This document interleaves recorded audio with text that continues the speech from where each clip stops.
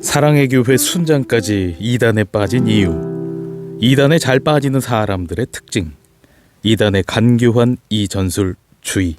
주일마다 로마서를 펴놓고 하나님이 주시는 은혜를 사모하며 또 그 은혜를 함께 참 누리면서 지낸 시간이 벌써 1년 반이 되었습니다.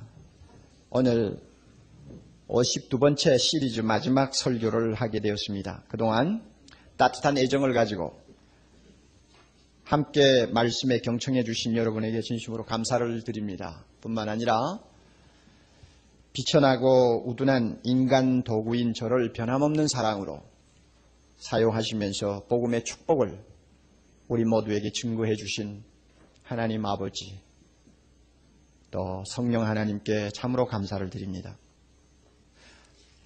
사도 바울이 이 전하고자 했던 이 복음의 알맹이는 15장 13절에서 이미 그 끝을 맺었다고 제가 몇 시간 전에 말씀을 드린 일이 있습니다. 15장 13절 소망의 하나님이 모든 기쁨과 평강을 믿음 안에서 너희에게 충만케 하사 성령의 능력으로 소망이 넘치게 하시기를 원하노라. 이것으로 이제 이 로마서의 본론이 끝났습니다. 그 이후에는 사적인 이야기나 또 안부 인사 같은 것이 대부분의 내용을 차지하고 있습니다. 그러므로 우리가 편지라고 하는 형식을 놓고 생각할 때 안부를 이제 마지막으로 전하는 마당에 무슨 권면이나 또 경고를 새삼스럽게 할 필요가 없습니다. 이제 끝맺음하는 인사로 이제 대미를 이제 장식하면 속한 것입니다. 그럼에도 불구하고 오늘 우리가 읽은 이 16장 17절 보면 새삼스럽게 권면의 말씀이 삽입되어 있는 것을 보게 됩니다. 권면이라고 하기보다는 일종의 경고라고 하는 것이 더 나을지 모르겠습니다. 그 경고의 핵심은 이것입니다. 로마 교회 안에 아직 본색을 완전히 드러내고 있지는 않지만은 항상 경계를 늦추지 말고 살펴야 될 이단이 들어와 있다는 것입니다. 초대교회에 이단이 얼마나 극성을 피웠는지 우리는 서신서 말씀을 통해서 너무나 잘 알고 있습니다. 그리고 사도 바울이 그렇게 온유하고 겸손한 하나님의 종이었지만은 이단에 대해서만은 인정사정이 없는 사람이라는 것도 우리는 잘 알고 있습니다. 얼마나 강경한 자세로 대처를 하는지, 얼마나 무서운 말을 가지고 이단을 공격하는지 우리는 로마서 이후에 나오는 성경을 보면 자주 그 사실을 알 수가 있습니다. 바울이 전한 복음을 듣고 구원을 받은 순수한 어린 신자들에게 지도자가 없는 사이에 살금살금 다가가 가지고는 잘못된 길로 유인하고 그들을 무서운 멸망으로 끌어들이는 이 이단을 바울은 도무지 용납할 수가 없었던 것입니다. 땀 흘려 1년 내내 농사지은 밭에 하룻밤 산돼지가 들어가서 전부 못쓰게 만들어 놓았다고 생각을 해보세요. 농부의 가슴이 얼마나 아프겠습니까? 그런 아픔이 사도 바울에게 있는 것입니다. 그러므로 어떻게 하든지 이단은 막아야 되겠다 생각하고 이단의 한 생명이라도 빼앗기지 않으려고 밤낮 없이 걱정하고 기도하던 것이 바울의 태도였습니다. 그러므로 이단에 대해서 바울이 17절 이하의 경고를 하는 것은 이상하지 않는데 로마서 이제 마무리 작업을 하는 마당에 왜 하필이면 이런 말씀을 또 삽입을 했을까? 이것이 이제 우리에게 관심사라는 이야기입니다. 우리가 이미 본 바와 같이 로마서 편지는 절대로 짧은 내용이 아닙니다. 아마 모르기는 해도 이 편지를 특별히 비서를 앞에 놓고 대피를 했으니까 몇 주간이 걸렸을 것 같습니다. 어떻게 보면 몇 달이 걸렸는지도 모릅니다. 이렇게 긴 시간 동안 로마서를 써서 이제 이 마지막 끝마무리를 하려고 하는 단계까지 왔는데 로마 교회로부터 바울을 찾아온 방문객을 통해서 로마 교회 안에 심각한 이단이 들어왔다는 소식을 들은 것 같습니다. 정체가 밝혀지지는 않았지만은 대단히 조심스러운 상황이 지금 로마 교회 안에 점점 드러나고 있다는 것을 아마 그가 사람을 통해 들은 것 같습니다. 이 소식을 듣고 대단히 불안해진 바울은 새삼스럽게 안부 인사를 하다가 이 이단에 대한 경고를 쓰게 된 것이라고 저는 생각합니다. 여러분, 소중한 보물을 가진 사람은 길을 갈 때도 강도를 다른 사람보다도 각별히 조심을 합니다. 예수 그리스도의 복음을, 이 소중한 복음을 값없이 손에 넣은 우리들은 이단을 경계해야 합니다. 히브리 2장 1절에 하나님께서 경고하신 말씀대로 우리는 살아야 합니다. 그러므로 모든 들은 것을 우리가 더욱 간절히 삼갈지니, 지금까지 받은 복음을 간절히 삼가면서 지킬지니 혹 흘려 떠내려 보낼까 염려하노라. 우리가 잘못하면 빼앗겨버립니다. 오늘 우리 주변을 한번 돌아보십시오. 우리가 정신을 조금만 잘못 가지면 얼마든지 유인을 받을 수 있고 또 빠질 수 있는 이단들이 너무 많다는 것 우리는 잘 알고 있습니다. 이단이 끼치는 해독이 얼마나 치명적인가, 그것은 이미 12.8 시한부 종말론자들을 통해서 실감나게 적나라하게 우리는 보아왔습니다. 그러므로 로마 교회가 처해 있는 상황이나 오늘 우리가 처해 있는 상황이나 다를 바가 없다고 저는 생각합니다. 이런 면에서 오늘 본문을 통해서 사도 바울이 주는 이 경고를 우리의 경고로 받아야 합니다. 먼저 이단의 정체가 무엇인가를 한번 살펴볼 수 있기를 바랍니다. 18절 좀 봅니다. 이 같은 자들은, 이 이단을 이야기합니다. 이단 지도자들, 이 같은 자들은 우리 주 그리스도를 섬기지 아니하고 다만 자기의 배만 섬기나니, 이단의 본색을 정확하게 꿰뚫러 보시기를 바랍니다. 그들은 예수의 이름으로 다가옵니다. 성경을 들고 다가옵니다. 그러나 그 속은 어떤 본색을 갖고 있느냐? 하나님을 섬기는 자들이 아닙니다. 하나님의 종이 아닙니다. 예수의 종이 아닙니다. 자기가 하나님입니다. 자기의 유익을 위해 열심을 내는 자들이라는 말입니다. 이것이 이단의 본색입니다. 우리가 겉으로 봐서 잘 모릅니다. 이장님이라는 사람이 재판석상에서 그가 얼마나 더러운 사리사욕에 사로잡혀 수많은 사람을 농간했는가를 이미 밝혀졌으니까 제가 하는 이야기입니다. 이단의 그 본색이 얼마나 이기주의요, 얼마나 인간적인가를 우리는 금년에 너무 분명하게 보았습니다. 2000년 전에 있던 이단이나 오늘 2000년 후에 나타나는 이단이나 이단의 본색은 틀림이 없습니다. 자기를 위한, 자기 욕심만을 위한 동기를 가지고 목적을 가지고 날뛰는 무서운 사람들이라는 것을 우리는 알아야 합니다. 여러분, 한국교회 현실을 보면 겉으로는 이단인지 아닌지 참 어떤 때는 구별하기가 어려운 그런 이상한 교회들이 많지 않습니까? 그런데 이 좀 위험한 교회들이 하는 작태들이 좀 다른 점이 있어요. 우리 한국교회에서는 전통적으로 모이는 집회 날짜가 정해져 있습니다. 주일날 모이고, 그 다음에 수요일 저녁에 모이고, 그 다음에 언제 모입니까? 금요일날 저녁 주로 철야 많이 하고, 그렇죠? 참 아름다운 집회 전통입니다. 이게 한국교회가 지금까지 100년 동안 지켜내려온 하나의 전통이에요. 그런데 요즘 보세요. 교회들이 전부 모여가지고 집회하는 시간은 빼버리고, 다른 교회가 모이지 않는 시간을 유독하게 따로 구별해서 성경 공부하느니 무슨 집회하느니 하고는 떠들어대면서 유인물을 신문 사이에 끼워가지고 사방에 돌리는 그런 데가 있어요. 그러면 우리가 그걸 순수하게 보면 좋다고 하겠지만은 일단 이단의 냄새가 충분히 나는 것입니다. 왜 그런가 하면 정말 주님의 말씀을 겸손하게 섬기는 교회요, 다른 교회와 한 몸, 그 다음에 하나님의 한 뜻을 위해서 순종하는 교회라면 그런 식으로 하지 않습니다. 쉽게 말하면 목회 윤리를 짓밟아가면서 그런 짓들을 안 한다고 말입니다. 이런 잘못된 교회들이 오늘 우리 주변에 너무너무 많습니다. 이단의 전술은 대단히 강교합니다. 17절 봅니다. 이단이 무엇을 하느냐? 형제들아, 내가 너희를 권하노니 너희 교훈을, 첫째 뭡니까? 거스르게 한다. 이 너희 교훈을 거스르게 한다는 말은 지금까지 사도 바울을 통해서 받은 귀한 예수 그리스도의 복음, 우리가 로마서를 통해서 배우는 귀중한 복음, 이 복음을 거스리도록 만든다는 말입니다.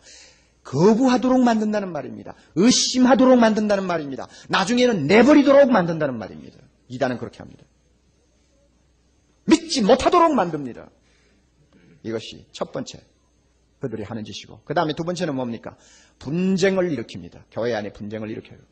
여러분, 교회 안에서 형제들끼리 여러 가지 감정 대립도 생길 수 있고, 이해 갈등도 일어날 수 있고, 또 뭐 어떤 때는 큰 소리를 치고 싸우는 그런 불행한 사태도 일어날 수 있습니다. 그렇지만 어떤 이해관계가 좀 달라서 일어나는 싸움은 얼마 지나지 아니하면 다 또 하나로 묶을 수 있고 서로 화해할 수 있습니다.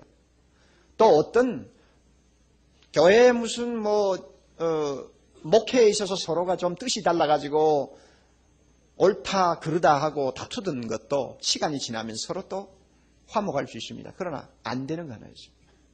한번 터졌다 하면 안 됩니다. 그게 뭐냐? 진리 싸움입니다. 내가 옳다, 내가 옳다 싸웁니다. 이거는 도무지 화해의 길이 없습니다. 결국 무서운 이단의 교훈을 받은 사람이 교회 안에 들어오면 그 사람들은 결국 분쟁을 일으킵니다. 결국 교회 안에 싸움을 일으킵니다. 이게 로마 교회도 이런 위기에 지금 놓였다는 것입니다. 세 번째 뭡니까? 세 번째, 분쟁을 일으키고 그 다음에 무엇입니까? 거치게 한다 그랬죠. 사람들이 쉽게 끌려갈 수 있는 덫을 많이 놓는 것입니다. 다시 말하면 사람들이 걸려 넘어질 수 있는 함정이나 덫을 놓아둡니다. 이렇게 해가지고 사람들이 실족하게 만듭니다. 이게 이단이 하는 짓들입니다. 첫째는 뭐라고요? 지금까지 믿고 확신을 했던 복음 진리를 의심하게 만들고 거부하게 만듭니다. 그 다음에 형제들과 분쟁 일으키고 나중에는 전부 걸려 넘어지도록 만듭니다. 이게 이단이 하는 짓들이에요. 이와 같은 목적을 달성하기 위해서 그들은 대단히 강교한 방법을 동원합니다. 18절 중간에 한번 봅니다. 18절 중간에 공교하고 아첨하는 말로 순진한 자들의 마음을 미혹한다. 공교하고 아첨하는 말로 미혹한다. 들으면 넘어가지 아니할 수 없도록 미리 짜 맞춘 아주 교묘한 말을 가지고 사람들을 낚아챕니다. 낚아채요. 한번 걸렸다 하면 낚시에 걸린 고기처럼 꼼짝을 못하게 만듭니다. 여러분, 이단에 한번 빠진 사람 여러분 제대로 돌아오는 거 한번 보셨어요? 돌아오지 못하는 이유는 그들이 믿는 진리가 너무 좋아서 못 돌아오는 것이 아닙니다. 보세요. 잘못된 줄 알면서도 못 돌아옵니다. 왜냐하면 공교한 말로 그들을 꽉 잡아맨 거예요. 못 돌아와요. 12.8 휴거론에 빠져가지고 그렇게 망신을 당한 사람들도 지금 돌아오나요? 못 돌아오는 사람이 태반입니다. 못 돌아와요. 한번 이단에 빠지면 여기에서 빠졌다가 거기서 실어서 나오면 다른 이단으로 또 갑니다. 그들을 꽉 잡고 있는 무서운 고리가 있어요. 쇠사슬이 있어요. 이게 공교하고 아첨하는 말들입니다. 우리 교회 하나님의 말씀을 가지고 형제들을 섬기는 영적 사역, 이 영적 사역을 기쁨으로 참 담당하고 있는 형제자매들이 참 많습니다. 500~600명 되는 순장을 위시해서 300명이 넘는 젊은이 선교의 리더들, 그 다음에 600명 가까운 주일학교 교사들, 이런 분들이 전부 이 말씀을 가지고 형제를 섬기는 참 작은 목사들이라고 할 수 있는 사람들입니다. 이런 분들은 교회에서 너무나 중요한 일을 하기 때문에 훈련도 많이 시키고 또 참 은사가 있고 인격적으로 참 존경이 갈 만한 사람을 세웁니다. 함부로 세우지를 않아요. 그만큼 중요하니까. 자기가 잘못하면 다른 사람이 죽으니까. 그렇게 우리가 선별을 하는데도 사랑의 교회 순장 중에 가끔 1년에 한 명 정도 이단으로 빠지는 일이 있어요. 참 괴로워요. 정말 괴로워요. 어떤 자매가 순장을 수년 동안 했습니다. 너무 교회를 잘 섬겼습니다. 그리고 극성입니다. 아무도 따라올지 못할 만큼 열심히 해요. 그만큼 일을 잘하던 사람이 하루아침에 지방교회로 넘어갔습니다. 지방교회. 지방교회니까 도시교회가 아니고 시골교회다 그렇게 생각하겠죠. 너무 순진하지 마십시오. 지방교회라는 이단이 있어요. 서초동에는 지방교회에 아주 본거지라고 할 수 있는 교회가 있습니다. 신동아파트 슈퍼마켓 상가 4층, 5층인지 보면 서울교회라고 간판을 붙이는 교회가 있습니다. 우리 사랑의 교회보다 먼저 자리를 잡고 문을 연 교회입니다. 그게 지방교회의 보수 역할을 하는 교회입니다. 이 자매가 지방교회로 빠졌습니다. 사전에 좀 목사님하고 상의라도 했으면 좋지 않겠어요? 목사님 저는 넘어갑니다 하고 이야기라도 했으면 내가 딱 붙들어 놔주지. 나중에 알고 보니 벌써 넘어가서 손을 쓸 수가 없게 돼버렸어요. 대개 이단으로 빠지는 사람들 보면 공통점이 있어요. 정서적으로 불안한 사람들이 잘 빠집니다. 그리고 순수한 복음으로 만족을 못해요. 뭔가 새로운 은혜를 자꾸 찾아다니는 좀 좋지 못한 근성이 있어요. 그리고 귀가 여려서 한번 빠졌다 하면 정신을 못 차려요. 그리고 이런 사람들은 자기가 일단 빠지고 나면 집요하게 다른 사람들을 끌어들입니다. 이게 특징입니다. 사랑의 교회 안에서 그 순장과 함께 좀 다락방을 하던 사람 중에 여러 명이 지금 끌려 넘어갔어요. 우리가 못 가라고 다리를 꽉 잡는데도 다리를 떼놓고 들어가 버렸어요. 지방교회는 다른 이단과 똑같이 공교하고 아첨하는 말로 기성교인을 유인합니다. 그곳에 가면은 자기들이 전도해서 자기 교회 데리고 온 사람은 아주 극소수입니다. 전부가 장로교, 침례교, 성결교, 감리교에서 좀 끌어들인 사람, 유인한 사람들입니다. 그리고는 성경 공부라는 미명 아래 진리와 거짓을 혼합하여 가르칩니다. 순진한 성도들은 절대 분별을 제대로 못합니다. 성경 해석을 성경 문맥과 관계없이 마음대로 영해해서, 영적으로 해석해서 그럴듯하게 설득을 합니다. 제가 몇 가지 예를 들지요. 여러분이 분별하세요, 이제. 자, 저게 정말 진짜냐, 거짓이냐 분별하시라고요. 삼위일체 하나님에 대해서 그들은 무엇을 가르치는지 압니까? 수백 년 전에 이미 이단으로 교회가 이미 정죄를 한 양태론을 가르칩니다. 하나님을 우리는 믿기로 어떻게 믿습니까? 한 분이시지만 세 위가 있다고 했습니다. 하나님이 계시고 아들이 계시고 성령이 계십니다. 그분이 본체적으로 한 분이지만 세 분의 역할이 분명히 구별되어 있습니다. 우리 이 하나님을 믿어요. 그러나 거기는 하나님은 한 분이다. 하늘에 계실 때는 아버지요, 땅에 오셨을 때는 아들이요, 우리 마음에 오셨을 때는 성령이다, 이렇게 가르칩니다. 그러므로 한 하나님이 경우 따라서 모양을 바꾼다, 그거예요. 그래서 양태론이라고 그래요. 그런데 빨려 들어간 사람들이 들을 때, 야, 옥 목사가 지금까지 가르친 거하고는 좀 다르고, 참 이거는 정말 미묘한 진리구나. 참 은혜가 충만하다, 이렇게 이제 받아들이는 거죠. 그러나 여러분, 그런 식으로 받으면 어떻게 됩니까? 지금은 우리 안에 계시는, 마음에 계시는 하나님만 모시고 있다. 그럼 그분은 성령입니다. 그러면 누가 없어졌습니까? 아버지 하나님도 없어지고, 또 누가 없어졌습니까? 예수도 없어진 것입니다. 그렇게 가르쳐요. 그걸 신령하다고 가르쳐요. 예수님에 대해서는 뭐라고 하는지 압니까? 부활 전까지는 단지 사람의 아들이었으나 부활한 다음에 하나님의 아들이 되었다고 합니다. 성경에 그렇게 나와 있어요.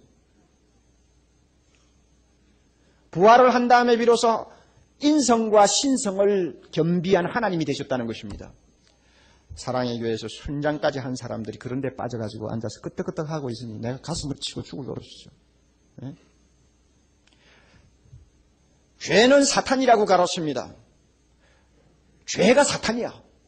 그러므로 예수 그리스도가 성령으로 우리 마음에 들어오셔서 사탄을 멸하셨기 때문에 죄도 함께 멸함을 받았다. 따라서 이제부터 우리에게는 회개할 필요가 전혀 없다고 가르칩니다. 여러분, 죄가 사탄입니까? 내가 도둑질했다고 도둑질한 그것이 사탄입니까?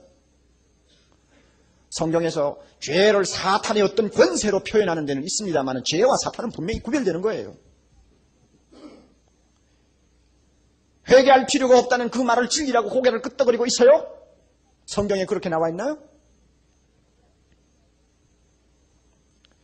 불신자들을 전도하기 위해서는 설교를 한다든지 특별히 복음을 전할 필요가 없다. 그들에게 오 주 예수여 하는 말만 3번만 반복하도록 만들면 된다고 그렇게 가르칩니다. 그러니까 누구든지 억지로라도 오 주 예수여, 오 주 예수여, 오 주 예수여 3번만 하면 그 말하는 입을 통해 성령이 마음에 들어가기 때문에 예수 믿는다는 거예요. 여러분, 성경이 그렇게 이야기합니까? 그래서 이들은 오주 예수여 하는 것을 주문처럼 외우게 만듭니다. 100번, 1000번씩. 리듬을 맞추어서 어우주 예수, 어우주 예수, 어우주 예수. 여러분, 이렇게 되면 사람이 체면에 걸립니다. 체면에 걸려요. 성경에 오주 예수를 그런 식으로 하라고 했나요? 인도의 하리 크리슈나가 가르치는 주문하고 뭐가 틀려요? 불교에서 남함이 답으로 그저 정신없이 반복하는 주문하고 뭐가 다릅니까? 그들은 지방교회 안에 들어온 교인들은 산 별들이고 살아있는 별들이고 다른 교회에 다니는 사람들은 유리하는 별들이라고 가르칩니다. 돌아다니고 떠돌아다니는 깡패들이라 그 말이죠. 유리하는 별들이라. 이 유리하는 별들의 운명은 캄캄한 흑암이요 지옥이라고 가르칩니다. 이단의 본색이 여기서 드러납니다. 이단은 다른 교회를 정죄합니다. 자기만이 구원이 있다고 가르칩니다. 이게 이단의 아주 특징 있는 본색이에요. 이렇게 강교하고 기만적인 성경 해석, 이렇게 진리와 비진리를 막 뒤섞어가지고 교인들이 도무지 분간을 못하도록 만들어버리는 이 공교하고 무서운 술책을 가지고 사람들을 낚아채는 것이 이단입니다. 사랑의 교회 순장이 그런 데 빠진다. 참 수치스러운 이야기예요. 그러므로 여러분들 이단에 대해서 알아두어야 합니다. 그들은 성경 공부를 한다고 해서 끌어들입니다. 단순한 복음을 복잡하게 해석하고 혼란에 빠뜨립니다. 처음 받은 복음을 의심하게 만듭니다. 타 교회를 정죄하고 자기들만 구원이 있다고 합니다. 타 교인을 유혹하는데 온갖 아첨을 다합니다. 이게 이단들의 대부분의 형태입니다. 만약에 옥 목사가 여러분 강단에서 사랑의 교회만이 구원이 있다. 사랑의 교회 다니는 사람만이 주님 오실 때에 주님을 영접할 수 있는 자격을 얻는다. 다른 교회는 지금 부패하고 다 썩어서 뭐라고 하든지 다 거기는 구원이 없다. 이렇게 한다면 여러분이 바로 복음을 들은 사람이면 아니요 하고는 나가야 됩니다. 다 나가야 돼. 이거 분명히 잘못됐다. 알아요. 그러므로 이런 무서운 이단에 대해서는 바울처럼 태도가 분명해야 합니다. 어떤 태도를 취해야 되느냐. 자, 다시 한번 17절 봅니다. 어떤 태도를 취해야 되느냐. 중간부터 거치게 하는 자들을, 그 이단을 첫째는 뭐요? 살피고, 둘째는 뭡니까? 저희에게서 떠나갑니다. 자, 보세요. 이 살피라 하는 말이 굉장히 강경한 어조입니다. 이 평범하게 쓰는 말이 아닙니다. 이 말을 좀 강경하게 바꾸면 철저하게 조사해서 살피라. 철저하게 조사해서 경계하라 하는 말입니다. 교회 안에 잘못된 이단에 물이 든 사람이 있는지 철저하게 조사해서 가려내라는 말입니다. 그들의 말 하나하나를 잘 분별해서 어딘가 잘못된 것이 있나 없나를 눈을 똑바로 뜨고 분별하라는 말입니다.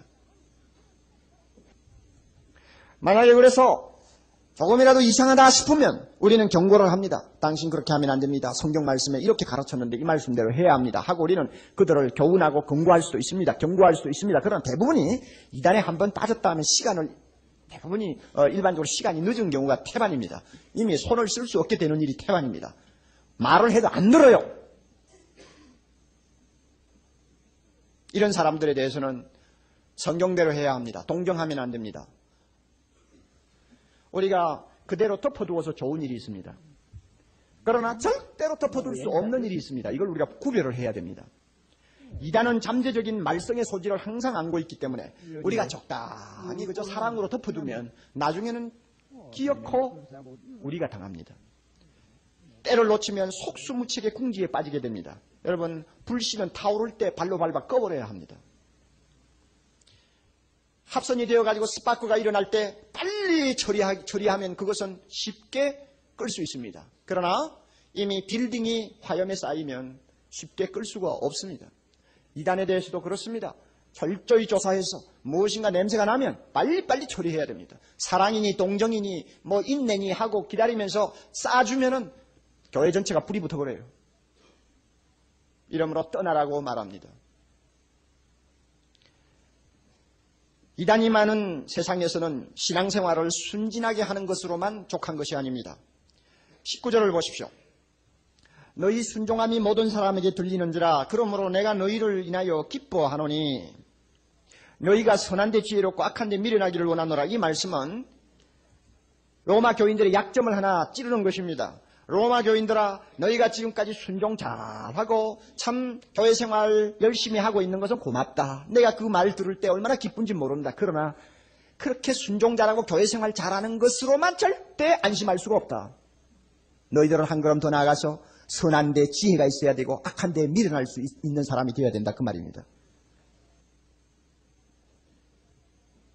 다시 말하면 우리가 이단에 끌려 들어가지 아니하고 바른 신앙생활 하려면 무엇이 진리고 무엇이 비진리인가를 분별할 수 있는 영안을 떠야 된다는 말입니다. 아무한테나 여러분 잘 가는 애들 있지 않습니까? 어린애들 중에서 여기서 오라 하면 덥석 안기고 저기서 오라 하면 덥석 안기죠. 나중에 보면 자기 엄마도 못 가려요. 누가 자기 엄마도 못 가고 아무나 오라면 가요. 그러면 우리가 그런 애를 보고 야, 그 애 참 성격 좋다. 사람 얼굴도 안 가리고 얼마나 애가 참 너그러운지 모르겠다. 그렇게 우리가 칭찬은 합니다만 속으로 야, 애가 총기가 없나 보다 이러죠. 그래요. 그러고 보니까 내 손녀가 꼭 그런 애 같은데. 여러분, 그 좋은 거 아니에요. 애가 그렇게 흐리멍덩하면 좋은 거 아니라고.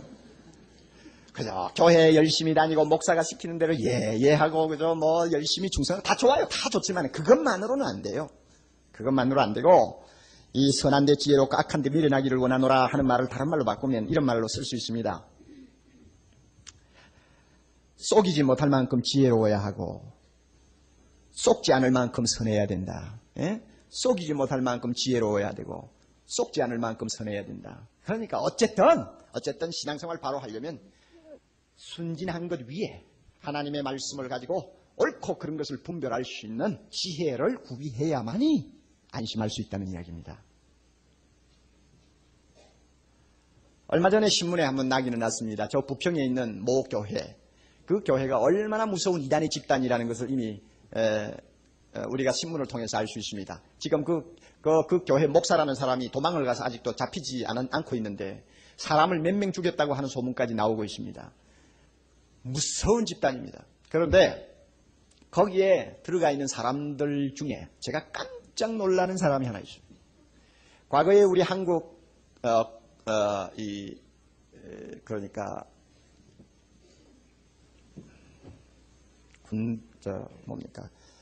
군 지휘관 중에서 아주 높은 자리에 있는 지휘관의 부인이 권사입니다. 연세가 벌써 많이 들어서 60이 훨씬 넘었습니다.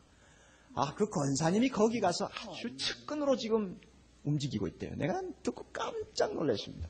제가 그 권사님을 알거든요. 얼마나 믿음 좋고 얼마나 순진하고 열심히고 봉사 잘하고 너무나 잘하는데 거기 빠졌어. 이유가 뭘까? 간단해요. 순종 잘하고 열심히 하는 것 가지고 안 된다 그것입니다. 영적으로 흐리멍덩하면 그렇게 불행해질 수 있다는 걸 우리가 알아야 됩니다.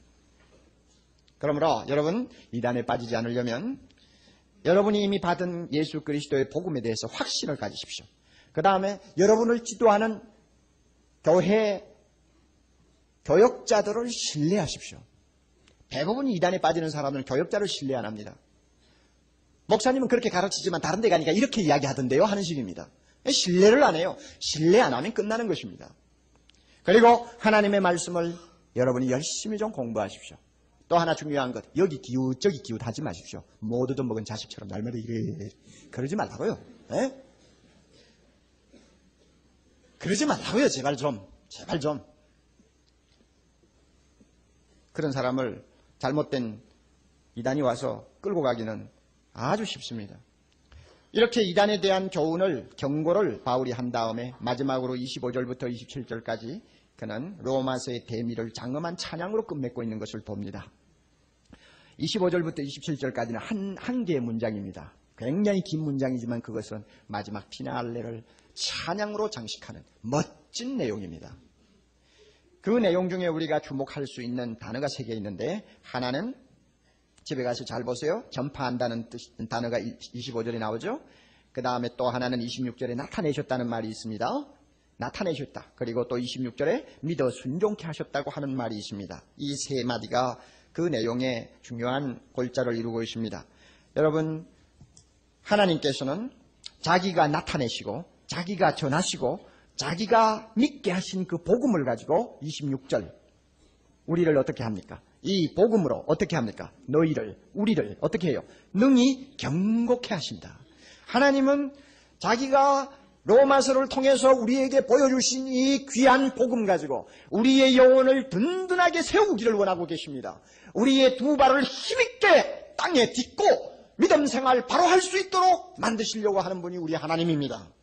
하나님이 우리에게 주신 복음은 그가 친히 계시하신 복음입니다.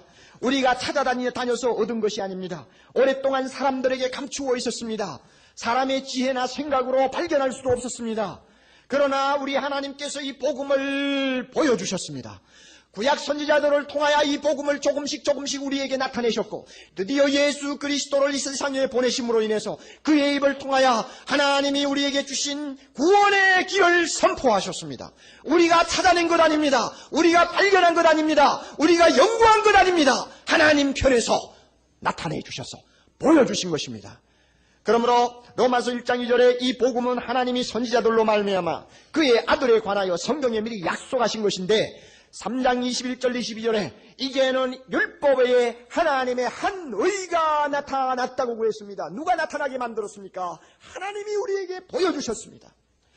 이 66권 성경에 기록된 진리를 통해서 하나님이 우리에게 보여주셨기 때문에 드디어 우리가 예수님을 알게 되었고 예수님을 믿으면 영생한다는 진리도 알게 되었고 예수님을 믿고 영생함으로써 우리가 누리는 영광과 축복이 얼마나 큰가를 알게 되었습니다. 하나님이 나타내서 보여주신 것입니다. 이것이 복음이요. 이 복음은 하나님이 우리에게 전해주었습니다. 하나님이 사도들을 불러 나가서 온 족속을 제자로 삼고 모든 민족에게 전하라고 했습니다. 그러므로 이 복음은 온 땅에 퍼졌습니다. 그 말씀이 딱 끝까지 미쳤습니다. 누가 이 복음을 전하게 했습니까? 하나님이 전하게 했습니다. 이 복음을 전하기 위하여 성령을 우리에게 부어주셨고 모든 사람을 그리스도의 증인으로 만들어서 능력 있게 증거하도록 하신 분이 하나님입니다. 1세기 전에 대한민국을 누가 알았습니까? 세계 어느 백성이 한국을 알았습니까? 아무도 모르는 후계한 민족이었고 여러 가지 면에서 소망이 없어 보이던 민족이었지만 누가 선교사들을 우리 땅에 보냈습니까? 주님이 보냈습니다. 누가 그들의 마음에 소명을 불러일으켜 생명 걸고 성경 들고 한국 땅에 찾아오게 만들었습니까? 그들의 마음속을 움직인 성령이십니다. 성령 하나님이 보내신 것입니다. 그러므로 복음을 전하게 하신 이도 하나님이요. 뿐만 아니라 이 복음을 들었을 때 믿게 하신 분이 누굽니까? 우리 안에 거하시는 성령입니다. 성령이 우리를 믿게 했습니다. 너희가 나를 택한 것이 아니요 내가 너희를 택하여 세웠노라. 요한복음 15장 16절에 주님이 분명히 말씀했습니다. 로마서 9장 15절 내가 긍휼히 여길 자를 긍휼히 여기고 불쌍히 여길 자를 불쌍히 여기리라. 우리 하나님이 우리를 불쌍히 여겨서 우리의 마음을 부드럽게 하시고 우리에게 들을 수 있는 귀를 주시고 단순한 복음 받았을 때 예수님을 나의 구주라고 고백하며 영접할 수 있게 해주셨습니다. 누가 그렇게 했습니까? 하나님. 성령께서 그렇게 했습니다. 내가 잘나서 믿은 거 아니요. 내가 똑똑해서 믿은 거 아닙니다. 이렇게 하나님이 나타내시고 하나님이 전하시고 하나님이 믿게 하신 이 복음을 가지고 오늘도 우리 하나님은 무엇을 하시기를 원하는가? 우리를 경고케 하시기를 원한다고 했습니다. 우리를 강하게 만들기를 원하신다는 말입니다. 우리의 영혼을 날마다 힘있게 자라도록 해주신다는 말입니다. 바울은 로마서를 다 쓰고 나서 눈을 감고 생각할 때, 야, 하나님 참 감사합니다. 이 놀랍고 영광스러운 복음을 우리에게 들려주시고 그 복음을 계속 배우게 하셔서 우리의 힘없는 영혼을 자꾸 강하게 해주시고 우리에게 소망을 주시고 우리의 믿음이 점점 자라도록 해주시고 그래서 우리가 이단에 넘어가지 않도록 꽉 붙들어 주시는 거 감사합니다. 이 하나님을 찬양하기를 원하는 마음이 그의 마음속에 불같이 일어났습니다. 하나님을 영원토록 세세토록 찬송하고 싶은 뜨거움을 이기지 못해서 그는 벌떡 일어나 두 손을 들고 하나님을 찬양하는 사람이 되었습니다. 바울이 그렇게 됐어요. 사랑하는 형제자매 여러분, 복음은 확실히 우리 믿음을 강하게 만들어줍니다. 믿습니까? 복음은 우리의 영혼을 든든하게 자라게 합니다. 흔들리지 않는 확신을 줍니다. 우리의 가슴을 뜨겁게 합니다. 하나님의 사랑이 우리 영혼의 구석구석을 채우게 만듭니다. 성령의 감동과 능력을 체험하게 만듭니다. 세상을 살면서 쉬지 않고 찬양하게 만듭니다. 믿지 않는 자들을 향하여 불타는 마음으로 전도하게 만듭니다. 지난 1년 반 동안 로마서를 주일마다 들으시면서 믿음이 크게 자란 형제자매들이 많음을 감사합니다. 그들의 신앙생활이 흔들리지 않도록 여지부동하게 된 것을 감사합니다. 여러분의 영적 활력을 재충전할 수 있는 기회로 하나님이 이용해 주신 것을 감사합니다. 그래서 참 믿음이 자라고 복음을 받은 예수 그리스도를 통해서 믿음으로 의롭다함을 받는 이 진리를 깨닫게 된 기쁨을 간직한 형제자매들이 많은 것을 감사합니다. 그러므로 여러분 믿음이 아직도 약합니까? 오직 의인은 믿음으로 살리라고 하신 복음을 다시 배우시고 날마다 묵상하시기를 바랍니다. 영원히 힘을 잃고 있습니까? 복음을 먹고 또 먹으시기 바랍니다. 신앙생활의 기쁨이 말라갑니까? 복음으로 기염을 치시기를 바랍니다. 능히 경고케 하시는 하나님, 이 하나님, 무엇으로 경고케 하기를 원합니까? 복음을 가지고 경고케 하기를 원합니다. 다른 것으로 여러분의 영혼을 강하게 하려고 하지 마십시오. 복음 아닌 다른 것으로 내 믿음을 키우려고 하지 마십시오. 하나님은 복음을 가지고 우리를 경고케 하시기를 원합니다. 10년 전에 들은 똑같은 복음, 1년 전에 들은 똑같은 복음, 오늘 들으니 똑같은 내용입니다만 그 복음은 우리를 견고하게 세워주는 능력을 갖고 있습니다. 이거 믿으시기를 바랍니다. 그러므로 여러분, 로마서는 한 번 들어서 다 아는 것이 아닙니다. 설교를 여러분 듣고 나면 잊어버리는 것이 거의 99.9%입니다. 남아있는 것이 없습니다. 그러므로 여러분이 노력을 내서 공부를 하셔야 됩니다. 또 한 번 공부하십시오. 로마서 제가 강의한 첫 번 책이 지금 나와 있습니다. 내가 얻은 황홀한 구원이라고 하는 제목으로 나와 있어요. 나온 지 한 달이 안 됐는데 벌써 절품이 됐습니다. 출판사에서 지금 절품이 됐다고 연락이 왔어요. 그럼 곧 나올 거예요. 한 달 안에 나올 거예요. 그러면 여러분 사서 일주일에 한 편이라도 펴놓고 성경 읽어가면서 다시 한번 정리하세요. 빨간 연필로 줄을 그어가면서 다시 한번 들은 설교를 기억하면서 정리하시라고요. 그렇게 해서 내가 말씀 안에 굳게 서야, 복음에 굳게 서야 이단에 넘어가지 않습니다. 지금 서점에 가면 여러분 못 삽니다. 좀 기다리셔야 됩니다. 또 여러분 속으로 야, 옥 목사 책 팔아먹으려고 광고하는구나 그러지 마세요. 저의 책이 시리즈로 벌써 10권 가까이 나왔습니다만 여러분 보고 책 사라고 한 이야기는 한 번도 없습니다. 이번이 처음이에요. 왜 그런가 하면 너무 중요하기 때문에 그래요. 한번 테이프 들어가지고 안 됩니다. 공부하세요. 그러면 그 복음이 우리를 경고케 만들 것입니다. 복음을 가지고 우리를 경고케 하시는 하나님을 찬양합시다. 바울처럼 로마서를 다 쓰고 나서 비소와 함께 벌떡 일어나 하나님께 세세무음토록 영광 찬양하기를 원하던 바울의 그 감동, 그 감격, 이 감격을 우리 가슴에도 담아보자 말입니다. 우리가 무엇을 가지고 구원 얻을 수 있습니까? 무슨 재주로 하나님 나라에 들어갈 수 있습니까? 무슨 공로를 가지고 우리 죄를 용서받을 수 있습니까? 하나님이 주신 예수 그리스도를 통해서 이 모든 축복을 받았는데 이 구원을 주신 하나님, 이 복음을 가지고 우리를 경고케 하시는 하나님을 로마서를 덮으면서 찬양하고 감사하는 것, 이것은 우리가 마땅히 해야 될 본분이라고 믿습니다. 제가 늘 마음속에 하나님을 찬양할 때마다 중얼거리며 또 부르는 찬송이 하나 있어요. 36장, 우리 찬송가 36장, 그 찬송가를 여러분 오늘 좀 펴놓으시고 로마서를 통해서 우리가 들은 이 놀라운 복음을 다시 한번 마음에 가득히 담고 우리 하나님을 찬양합시다. 우리 하나님을 높이고 그의 이름을 영광스럽게 합시다. 네.